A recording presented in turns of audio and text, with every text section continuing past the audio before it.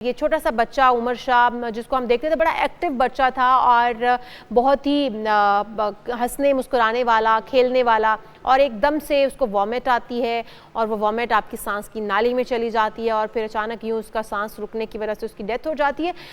हमारे यहाँ तो बड़ा नॉर्मल लिया जाता है वॉमिट करने को। बच्चा डायरिया हो गया तब भी वॉमिट कर रहा है, बुखार हो गया तब भी, कोई खाना डाइजेस्ट नहीं हुआ तब भी वॉमिट कर देता है। तो थोड़ा सा इसके ऊपर हमें बताइएगा कि कहाँ पर गलती हो जाती है और क्या वॉमिट को इतना ही सीरियस लेना चाहिए, जानलेवा भी हो सकती है? बिस्मिल्लाहिर्रहमानिर्रहीम। पहले तो बहुत अफसोस हुआ इस वाक़े का सुन के। अल्लाह ताला बच्चे को जन्नत में जगह दे और वालिदैन को सब्र की तौफीक अता फरमाए। लेकिन आमीन। बात ये है कि थोड़ा सा ये जो एंगल, जिस एंगल से मीडिया कल से मुझसे भी पूछ रहा है, हमारे पास पूरी इंफॉर्मेशन नहीं है। क्या वो बच्चा जो था जिस वक्त खाना खा रहा था एट दैट सेम टाइम ये एपिसोड डेवलप हुआ, या बच्चा सो गया था और उस सोने के बाद उसको ये एपिसोड डेवलप हुआ? क्योंकि नॉर्मली जिस एज के बच्चे की हम बात कर रहे हैं उसके ये रिफ्लेक्स जो कि एस्पिरेशन को प्रिवेंट करते हैं, वो इतने डेवलप होते हैं कि उसको एस्पिरेट नहीं करना चाहिए। ये एक मैकेनिज्म समझे कि जब बच्चे बड़े यंग होते हैं 1 to 2 years के, तो उनमें एक्सपेक्टेशन ये होती है कि उनके जो रिफ्लेक्स हैं वो थोड़े स्लगिश हो सकते हैं। तो इसलिए जब मदर उनको फीड भी कराती है तो उनको बात बताई जाती है कि फीडिंग के बाद बफरिंग का मैकेनिज्म के साथ सीने के लगा के थोड़े रखें ताकि दूध जो है वो अंदर चला जाए।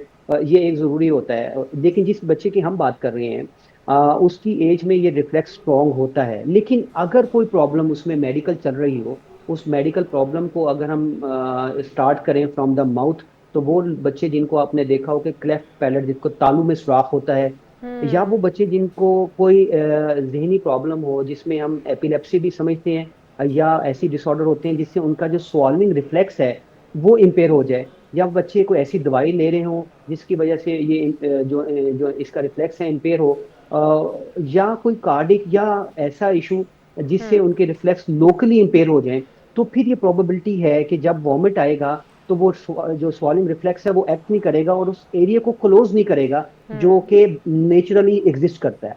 अब ठीक ये है। वाला जो पार्ट है इसके क्योंकि पूरी इंफॉर्मेशन नहीं है, मैंने बच्चे को क्योंकि देखा हुआ है, तो एक चीज तो है कि उसका जो नेक का साइज है, उसकी लेंथ कम है और उसकी विड्थ ज्यादा है। तो ठीक ये है। एक प्रोबेबिलिटी होती है कि अगर किसी बच्चे ने हैवी मील लिया है और उसके बाद गॉड फॉरबिड वो वॉमिट इतना ज्यादा आया है, तो शायद उसके लंग्स में चला गया। बट ठीक है। ये हमारे पास पूरी इंफॉर्मेशन नहीं है, तो मैं इस पे राय नहीं कायम करूंगा कि हम्म। उसकी रीजन क्या बनी। ये भी हो सकता है कि खुदा ना खास्ता उसको कोई ऐसी मेडिकल प्रॉब्लम हो कि हम्म। उसको फिट्स हो, उसकी वजह से इसका रिफ्लेक्स इम्पेयर था, और जो खाने की नाली, जो सांस की नाली में खाना जाना था, देखिए कि नेचुरल मैकेनिज्म है। आप गलती से तेजी से पानी पिए, थोड़ा सा भी आपके अंदर जाए तो वो एक नेचुरली कफ स्टार्ट हो जाती है। तो अल्लाह ठीक ताला है। ने ये मैकेनिज्म बहुत स्ट्रॉन्ग बनाया है। यहाँ हम्म। पे कहीं पे एक लूप मिसिंग है।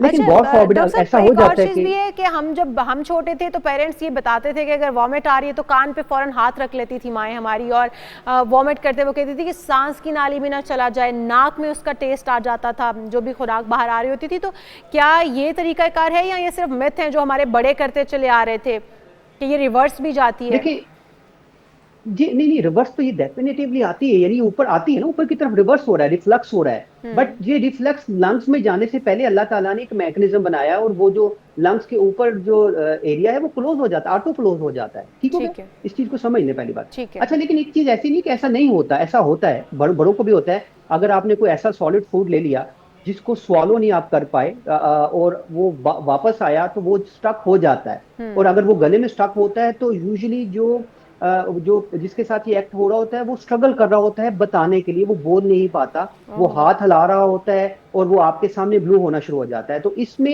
एक मैकेनिज्म किया जाता है, और मेरे ख्याल में ये जितना हम यूट्यूब वगैरह पे सर्च करते हैं, ये हर घर में लोगों को आना चाहिए। इसको हेमलेनिक मेनूवर कहते हैं। ठीक ओके। है? हेमलिक मेनूवर इसको कहते हैं। वो आप चेस्ट पे हाथ रखते हैं पीछे से जाके और फोर्सफुल कंप्रेशन करते हैं। जब आप फोर्सफुल कंप्रेशन करते हैं तो उस प्रेशर से जो भी चीज एस्फिक्सिया, सांस बंद कर रही होती है, वो थ्रू वॉमिट आपके मुंह से बाहर आ जाती है। और ठीक ये है। करने से पहले एक दफा आपको माउथ ओपन करके अपनी फिंगर से भी देखना चाहिए कि ऐसा हम्म। तो नहीं है कि वो सामने ही हमें नजर आ रहा है और हम उसको अपने फिंगर से बाहर निकाल लें। नंबर वन ठीक बात। है। और जब वॉमिटिंग होती है तो यूजुअली आप बच्चे को आगे की तरफ झुका देते हैं ताकि वॉमिट पीछे की तरफ ना जाए। और अगर बच्चा सो रहा है तो उसको एक करवट पे दे देते हैं ताकि वो लंग्स की तरफ ना जाए और वो बाहर निकल जाए। सो ये कुछ लोग मैनुअर हैं जिनको आप देख सकते हैं और हर बंदे को आना चाहिए। जिस तरह हम आप ये कहते हैं कि बीएलएस जो लाइफ सेविंग मैनुअर है, जो कंप्रेशन करनी है चेस्ट पे, वो हर किसी को आनी चाहिए, तो ये एक लाइफ सेविंग मैनुअर है। और अगर आप देखें आपको बहुत सी वीडियो ऐसे मिलेंगी कि एक बच्चा सडनली ब्लू हो गया तो उसके साथ वाले ने इस मैनुअर की वजह से, इस प्रेशर की वजह से उसका जो भी एस्फिक्सिया काज करने वाली रीजन थी उसको बाहर निकाल दिया और बच्चा सेव हो जाता है। अब यहाँ इस बच्चे की इस इशू का कि ये सोते हुए डेवलप हुआ है, तो अगर सोते हुए डेवलप हुआ है तो एक नेचर रिफ्लेक्स है कि वो कफ करके उठेगा। अब ये चीज क्योंकि मेरे पास इंफॉर्मेशन अभी तक मीडिया आप लोग पूछ रहे हैं तो नहीं है, हमें अब इस बच्चे में ये देखना चाहिए कि क्या उसका रिफ्लेक्स जो था वो एब्सेंट था, उसकी क्या वजह थी, क्या एटियोलॉजी थी, तो उसके बाद हम इसका बेहतर जवाब दे पाएंगे। अच्छा डॉक्टर साहब, एक और चीज़ भी बताइएगा कि जिससे आप बता भी रहे हैं कि ये तमाम तरीक़ेकार आने चाहिए जो लाइफ सेविंग हैं। आपको इब्तदाई तिबी इमदाद तो हम दे सकते हैं घर में, अगर किसी बच्चे को या किसी बड़े को, स्पेशली बच्चों की बात होती है, बड़े तो खुद खांसी करके या अपने उन्हें पता चल रहा होता है कि उनके साथ उनकी क्या हालत हो रही है और वो अपने बेहतर तरीके से अपने आप को परफॉर्म कर सकते हैं वो चीज़ें।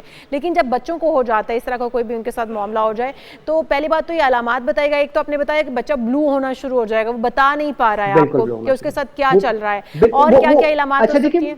जी, वो बोल भी नहीं पाएगा बिकॉज वॉइस बॉक्स के ऊपर पड़ा है ना, वो बोलना भी उसके लिए मुश्किल हो जाएगा। तो एक स्पेसिफिक साउंड से आपको प्रोड्यूस देखते हैं बच्चे को होना शुरू हो जाएगी और बच्चा यूजुअली अपने हाथ पांव मारना शुरू कर देता है। ठीक है, और ये काफी होता है। अब देखें, ये हम सिनेरियो बना लेते हैं ना, अगर एक बच्चा किसी के साथ खाना खा रहा है तो ये डेवलप हुआ है, तो ये सामने ही डेवलप हुआ उसके, इसका मतलब ये है कि उसने कोई ऐसी चीज जो स्वालो की है जिसका साइज बहुत बड़ा है और वो या वो इतनी सॉलिड है कि वो उसको अंदर लेके नहीं जा पा रहा। तो उसका तो जो मैनुअल मैंने आपको बताया है, और आई वुड रिक्वेस्ट कि अगर वो साथ साथ आप दिखा भी पाए कि आप बैक पे जाएं, उस बच्चे के आप हाथ रखेंगे और जोर से उसको पुश करेंगे तो वो ऑटोमेटिकली भी हाथ रखना है और बैक पे भी हाथ रखना है, ये बता रहे हैं आप बैक पे चले जाए, आप बैक पे चले जाएंगे, बच्चा आपके फ्रंट पे आ जाएगा और बैक पे जाके आप उसके हाथ उसके सीने के ऊपर रखेंगे और फोर्सफुली इनवर्ड पुश करेंगे। जब आप उसको इनवर्ड पुश करेंगे तो उस प्रेशर से जो चीज ब्लॉक कर रही है वो ऑटो बाहर निकल जाएगी। ठीक है, और ये पुश करने का प्रेशर कितना मैक्सिमम होना चाहिए? ज्यादा ही ना पुश कर दे, कोई बच्चे की जो रिब्स हैं वो बड़ी नाजुक होती हैं, बच्चे के स्ट्रक्चर जो बॉडी का, ये 1 सेंटीमीटर हम इसको कहते हैं, लेस देन 1 सेंटीमीटर होना चाहिए। ठीक है, ठीक हो गया। अच्छा, दूसरा एक और याद रखें कि इस मैनुअल से पहले हमने एक बात की है कि आप माउथ ओपन करके फिंगर से भी देख लें। बाज़ हो सकता है कि वो जो चीज चोक कर रही है वो गले में पड़ी हुई है, अगर वो गले में है तो आप उसको वहां से निकाल सकते हैं। ठीक है। अच्छा डॉक्टर साहब, बच्चों ने खाना खाया, जिस तरह आप कह रहे हैं कि सामने इस तरह की कंडीशन बन जाती है कि जो साथ खाना खाने वाला है उसको पता चल जाता है, उस वक्त बच्चे का रंग ब्लू हो रहा है या बच्चा बोल नहीं पा रहा, आपने वो चीज़ उसको जिस तरह से आप कह रहे हैं कि जो तबी इमदाद थी, जो फर्स्ट एड थी फ़ौरन वाली, वो आपने दे दी, बच्चे को सांस भी आना शुरू हो गया और बच्चा नॉर्मल हो गया, क्या इस बात के चांसेस हैं कि बच्चा उसके बाद सो गया और वो हालत उसके साथ दोबारा हो सकती है? वो जो पार्टिकल था, जो भी खुराक का था या कोई भी हिस्सा जो बच गया था, जो सांस से वापस नाली से चला गया था, वो वापस भी आ सकता है? कि ऐसा हो सकता है कि बच्चा दोबारा उस कंडीशन में चला जाए सोते वक्त? देखें, फिर बात वो आ जाती है, अगर हो सकता है छोटा पार्टिकल है तो where is the natural reflex of the body, वो कफ करेगा। आप सोते हुए भी आप इसको सेस करें कि सोते हुए भी आपको जब थोड़ा सा भी एसिडिटी होती है तो आपको नॉक्टर्नल कफ स्टार्ट हो जाती है। अक्सर लोग हमारे पास आते हैं, डॉक्टर उन्हें खांसी रात को बहुत ज्यादा होती है, पता लगता है उनका स्टमक का इशू है। तो ये स्पेसिफिक पॉइंट को समझे कि हाँ, अगर वो 2 साल से नीचे है, छोटा बच्चा है, तो रिफ्लेक्स एब्सेंट हो सकता है, कम हो सकता है, स्लगिश हो सकता है, लेकिन इस एज के बच्चे में ये रिफ्लेक्स का ना होना, ये थोड़ा सा क्वेश्चन मार्क है इस सिनेरियो में मेरे लिए। ठीक है, तो डॉक्टर साहब क्या एहतियाती तदाबीर हो सकती हैं जो बच्चों को खाना खाते वक्त अपनानी चाहिए, पेरेंट्स को भी अपनानी चाहिए? देखिए, इस बच्चे को अगर आप गौर से देखें तो क्या इस बच्चे का बॉडी मास इंडेक्स कम था? क्या वो बच्चा उसका वेट ज्यादा नहीं था? क्या कहते हैं आप? अगर उसको बिल्कुल वेट ज्यादा था, वेट ज्यादा जो है ये बहुत इंपॉर्टेंट है, नहीं होना चाहिए। ये पॉइंट है जिसको आपको फोकस करना चाहिए। अगर आपका वेट ज्यादा है तो जाहिर बात है, मुझे ऐसा लगता है कि इस बच्चे की हैबिट ये भी हो सकती है कि वो लेटने से 2 घंटे पहले खाना खाता हो। जो बच्चे लेटने से, जो लोग 2 घंटे पहले खाना खाते हैं तो वो यूजुअली खाने को इतना टाइम नहीं मिलता कि वो डाइजेस्ट कर सके, तो इस वजह से इस तरह के एपिसोड आ सकते हैं। सो प्लीज सारे लोग, जितने भी लोग इसको देख रहे हैं, सुन रहे हैं, तो अपना जो वेट है वो according to your height and sex उसको बिल्कुल नॉर्मल करें। अब इस बच्चे को दोबारा मैं गौर से अगर आपको बताऊं तो इसका नेक का साइज जो है, लेंथ कम है। आपने देखी नेक की लेंथ होती है, वो लेंथ कम है और विड्थ ज्यादा है। ये नेक पे अगर लेंथ कम है और विड्थ ज्यादा है तो ये भी खाने वाली नाली पे एक प्रेशर डाल रही होती है। इसका मतलब दुरुस्त। है कि सोते हुए वो स्पेस जो कि नॉर्मली ज्यादा होती है वो नैरो हो जाती है। तो स्पेसिफिक बच्चे में ये कुछ रिस्क फैक्टर मुझे नजर आ रहे हैं।